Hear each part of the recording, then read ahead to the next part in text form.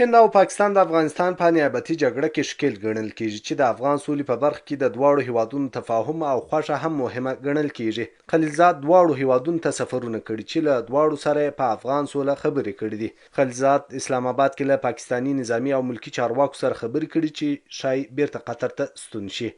باور دا دی چې د خلیلزاد د دې سفر هدف د طالبانو او هندي چارواکو ترمنځ د ملاقات زمینه سازي ده چې هند خپل شته تشویشونه له طالبانو سره مطرح کړي. امریکایان غواړي چې د افغانستان په قضیه کې هند لا زیات راښکیل کړي او په همدې هدف باندې خلیلزاد هند ته سفر کړی و. خو دلته د هند ویره له پاکستان نه ده. هغوی ویریږي که هند له طالبانو سره اړیکې ونیسي ګواکې پاکستان به پر وړاندې خنډ شي. د همدې موخې لپاره خلیلزاد دواړو هیوادونو ته سفرونه کړي. هند او پاکستان تقریبا په ټولو مسایلو کې د یو بل په وړاندې تقابل کې دي چې افغانستان یې هم له زیانونو په امان کې نه دی. چون طالبا حامیای طالبا تا حال اجماعی را صورت نگرفته که حامیای طالبا علاقمند باشند که در افغانستان صلح بیاید. چون منفعت حامیای طالبا در افغانستان بر جنگ است، بدان جنگ فعلا هم متاسفانه که دوام داره. طالبان نږدې سیمو له ټولو هیوادونو سره مخامخ لیدلي خو هند له هغو یو دی چې په شته ارزښت کې تر اوسه له طالبان سره مخامخ خبرې نه دي کړي.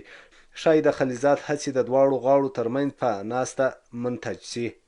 افغان حکومت د سیمې هیوادونو ارزښت او د خلیلزاد هڅو ته په کتو تمه لري چې طالبان اوربند او سولې پروسې د مخکې تګ لپاره غاړه کیږدي. حکومت بر اساس صدای اقشار مختلف جامعه مبنی بر آتش بس و آغاز مذاکرات روی همجهتی تلاش ها به خاطر زمینه سازی بر قطع جنگ و آغاز مذاکرات در بعد داخلی و بین المللی تلاش بی‌وقفه کرده.